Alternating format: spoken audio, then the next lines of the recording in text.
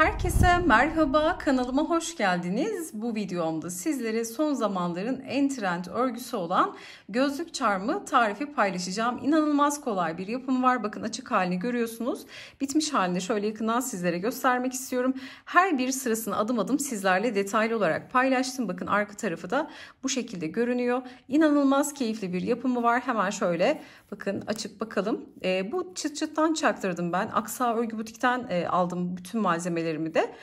Bu çıt çıtı onlar çakıyorlar. Gerçekten çok orijinal, pratik bir yapımı var. Hiç siz uğraşmıyorsunuz ama böyle bir çıt çıt yerine dikilebilir çıt çıt da kullanabilirsiniz. Düğme de yapabilirsiniz. İple bağlamalar da yapabilirsiniz. Tamamen zevkinize kalmış. Çantaya yerleştirmek için de şöyle bir yaylı halka kullandım. Uç kısmında. Bakın gözlüğü de bu şekilde yerleştiriyoruz. Şöyle göstermek istiyorum. Sizler daha büyük boyutlarda gözlük kullanmak isterseniz örgünün boyutunu değiştirebilirsiniz. Nasıl yapacağınızı da videoda sizlere detaylı olarak paylaşıyorum. Bakın yuvarlak düz bir parça öreceğiz ve çıt çıt takarak tam orta kısmına, şöyle tam orta kısmına çıt çıt takarak bir de yaylı halka ile çarmımızı hazırlamış olacağız. Gerçekten keyifli bir yapımı var. Hemen şöyle gözlüğe yerleştirmek istiyorum. Bakın. Gayet de güzel tutuyor. Hani düşer mi falan korkusu olabilir belki ama oldukça sağlam tuttuğu için de düşeceğini düşünmüyorum.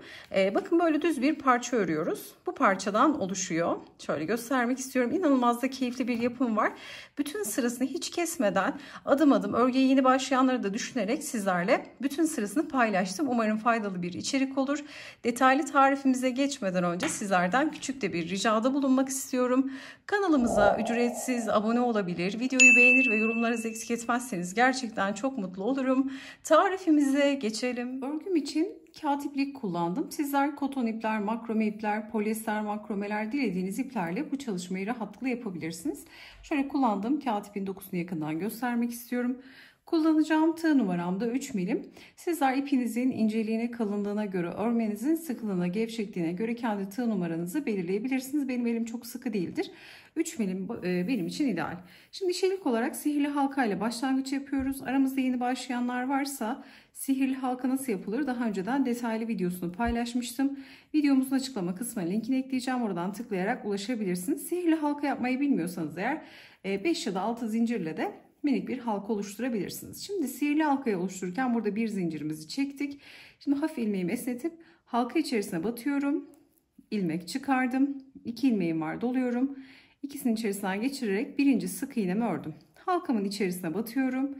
İlmek çıkardım. Tekrar sık iğne.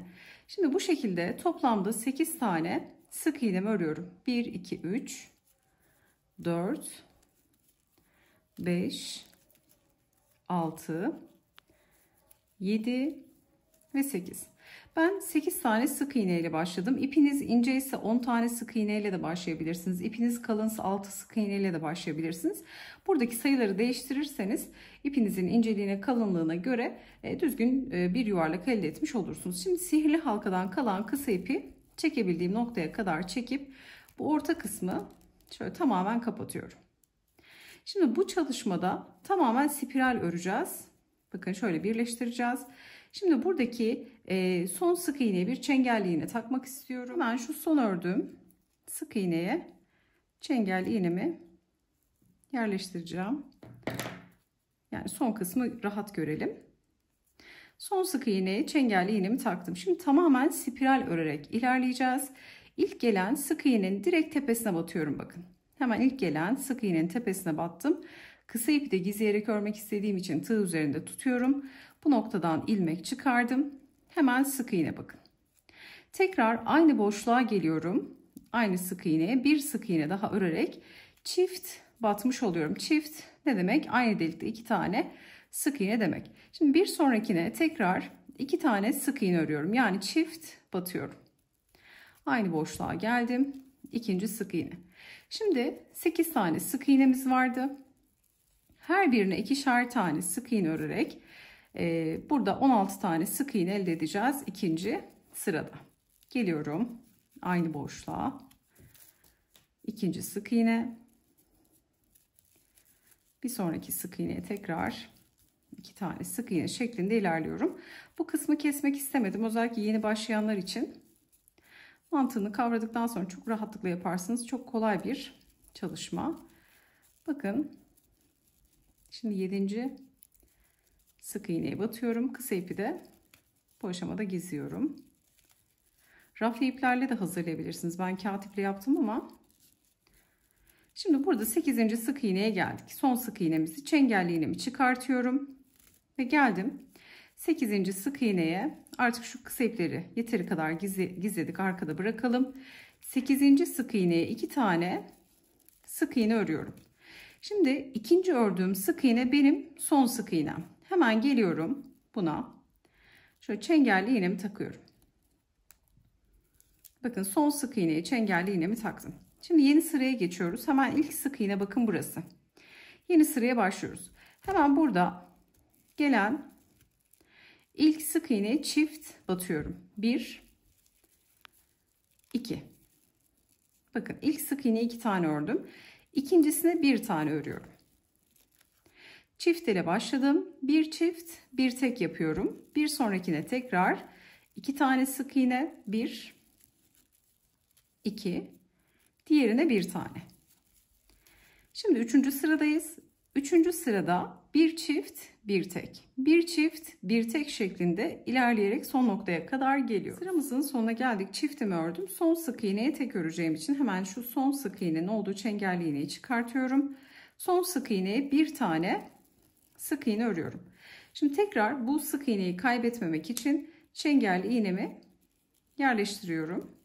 Özellikle yeni başlayanlar mutlaka böyle bir yer belirleyicisi kullanırlarsa daha rahat ederler. Şimdi bakın bir çift bir tek yaptık. Şimdi 2 tek bir çift yapacağız. Şimdi ilk gelen sık iğneye bir tane sık iğne, ikincisine bir tane sık iğne, üçüncüsüne 2 tane örüyorum. Bir, aynı boşluğa ikinci sık iğnem. Yani 2 tek bir çift yapmış oluyorum. Şimdi bu şekilde devam edeceğim. 2 tane sık iğne yan yana. Üçüncüye çift batacağım. Yani 2 tane batacağım. 1, aynı boşluğa 2. Bakın mantık çok kolay. 8 sık iğne ile başladık. İkinci sırada her birine 2'şer tane battık. Çift battık. Üçüncü sırada bir çift bir tek. Dördüncü sırada 2 tek bir çift. Bir sonraki sırada tek sayılar her sırada birer birer artacak. 3 tek bir çift. Bir sonraki sıra 4 tek bir çift olacak. Bu şekilde toplamda 8 sıra öreceğiz. Çift noktaların yerlerini üst üste getirmemeye çalışacağım. Bunun sebebi de bakın şöyle düzgün bir yuvarlak elde edebilmek için bunu yapacağım. Çift noktalar üst üste gelirse eğer köşelenmeler olur. Sekizgen bir görüntü oluşur. Bunu istemiyoruz. Düzgün bir yuvarlak istediğimiz için çiftleri biraz öne, biraz ileriye, ortaya alarak yerleştirmiş olacağız. Şimdi ben adım adım sizlere söylüyor olacağım. Şimdi ne yaptık? 2 tek bir çift, 2 tek bir çift yaparak sıra sonuna kadar gelelim. Sıramızın sonuna geldik. 2 tane teki yaptım. Şimdi çengelli iğnemi çıkartıyorum. Çıkarttığım yere çift batacağım. Bakın 2 tekimi ördüm. Şimdi son sık iğneye çift batıyorum. 1, aynı boşluğa 2. Şimdi son sık iğnem ikinci sık iğne olduğu için alıyorum burada hemen çengelli iğnemi. Son ördüğüm sık iğnenin tepesine takıyorum ki yerim belli olsun. Şimdi burada 3 tek bir çift sırasına geçiyoruz. Tek sayılar her sırada bir bir artıyor demiştik. Klasik yuvarlak taban mantığı. Burada tek dikkat ettiğimiz şey çift noktaların üst üste gelmemesi, köşelenmemesi için. Şimdi burada hemen bir tane tek yapıyorum. Bir tane sık iğne örüyorum ilk gelen sık iğneye. İkincisine çift batıyorum. Bakın çift üst üste gelmesin diye. Aynı boşluğa geliyorum. Çift ördüm. Bir tekle başladım. Bir çift ördüm. Şimdi 3 tane tek yapmam gerekiyor. Sadece başlangıçta böyle yapıyorum ki çift noktaların yerini değiştirmek için. Şimdi bir sonrakine birinci tek, bir sonrakine ikinci tek, bir sonrakine üçüncü tek. Şimdi buraya çift. 1, aynı boşluğa 2. Şimdi tekrar yine 3 tek. 1, 2, 3 tek, 1 çift. 1, aynı boşluğa 2. Bakın bir tek bir çift ile başladım. Sonra 3 tek bir çift, 3 tek bir çift, 3 tek bir çift şeklinde çengelli iğnenin olduğu noktaya kadar geliyor. Sıramızın sonuna geldik. Çift ördükten sonra sonda 2 tane sık iğne kalıyor bakın. Buradaki sık iğneyi örüyorum. Bir tane sık iğne. Çengelli iğne son sık iğnemiz. Bunu da çıkartıyorum. Hemen ikinci sık iğneyi örüyorum. Çiftten sonra 2 tane tek ördüm. Başlarken de bir tekle başlamıştık.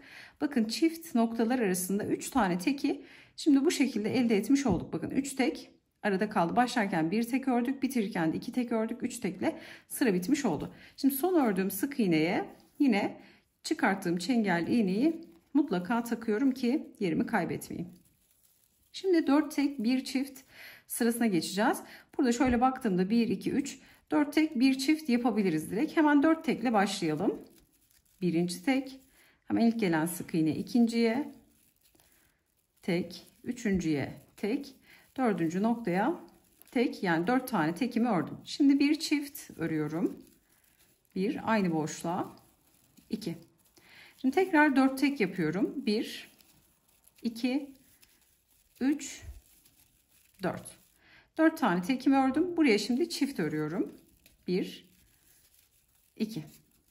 Şimdi 4 tek 1 çift, 4 tek 1 çift şeklinde sıra sonuna kadar gelelim. Sıra sonuna geldim. Çiftten sonra 4 tane tekimi ördüm. Son bir tane sık iğnem kaldı. Buna da çift örerek sırayı bitirmiş olacağım. Çünkü 4 tekle başlamıştım. Çift ile bitmem gerekiyor. Son sık iğneyi hemen çiftimi ördüm ve sonuncu sık iğneyi hemen çift ördüm. Son sık iğneye de çengelli iğnemi taktım. Bitiş ve başlangıcım belli olsun. Örerken de mutlaka böyle elimle el ütüsü yapıyorum. Buharlı ütü vermedim. İsterseniz buharlı ütü de verebilirsiniz. El ütüsü yani küçük bir parça olduğu için yeterli oluyor. Şimdi artık 5 tek 1 çift sırasına geçeceğim. Bunun için ne yapacağım? Hemen şöyle geliyorum. Öncelikle 1 2 tane sık iğne örüyorum. Üçüncüye çift örüyorum. 1 2. Sebebine hemen çiftleri üst üste getirmeyeyim diye 2 tekle başladım. 1 çift ördüm. Şimdi artık 5 tek yapacağız. Bundan sonra 1 şöyle yapalım. 1 bir sonraki 2 bir sonraki 3 bir sonraki 4 bir sonraki 5. 5 tane tekimi ördüm. Şimdi buraya çiftimi örüyorum. 1 aynı boşluğa 2.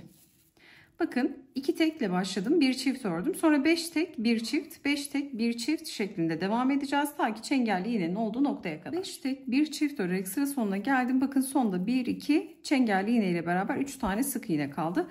Başlarken 2 tekle başlamıştık. Bitirirken 3 tekle bitirerek aradaki 5 tane tek sık iğne elde etmiş oluyoruz. Şimdi 1 2 son çengelli iğneye de 3. sık iğnemi örmüş oluyorum. Yani 3 tane tekle sırayı bitiriyorum. 2 tekle başlamıştım. Şimdi burada hemen şöyle sonuncuya yine çengelli iğnemi takacağım. Şimdi bu sıra benim son sıram olacak. Bakın şöyle baktığımda sizler daha büyük, daha küçük de yapabilirsiniz. Burada 1, 2, 3, 4, 5, 6, 7 sıra ördük. Şimdi son öreceğim 8. sıraya her birine bir tane batacağım. Bunun sebebi de en son bakın ters sık iğne uygulaması yaptığımız için ters sık iğne birazcık da böyle dalgalanabilen bir model.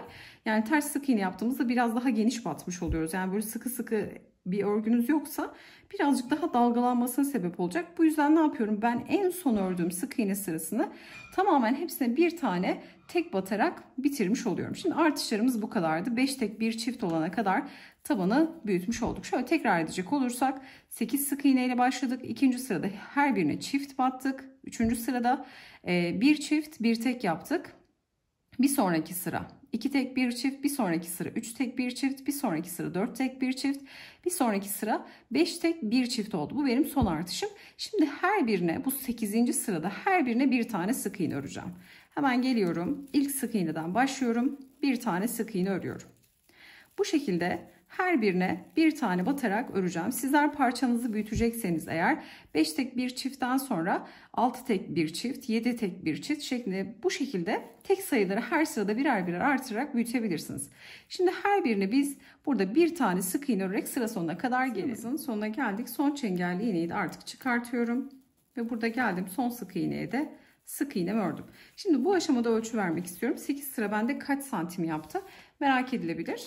Tabii sizler kendi gözlüğünüze göre daha büyük gözlükler kullanıyorsanız ölçü biraz daha büyüyebilir. Bu haliyle bakın 12 santim. Şimdi bir sırada ters sık iğne yapacağız. Burada şimdi yine artık çengelli iğneyi kullanmaya gerek yok. İlmeği hafif esnetiyorum. Bakın şu iç tarafını da göstereceğim. Şu fazla kalan ipi de keselim. İsterseniz en son bitişten sonra buharlı ütü verebilirsiniz dediğim gibi. Şimdi ters sık iğne yapacağız.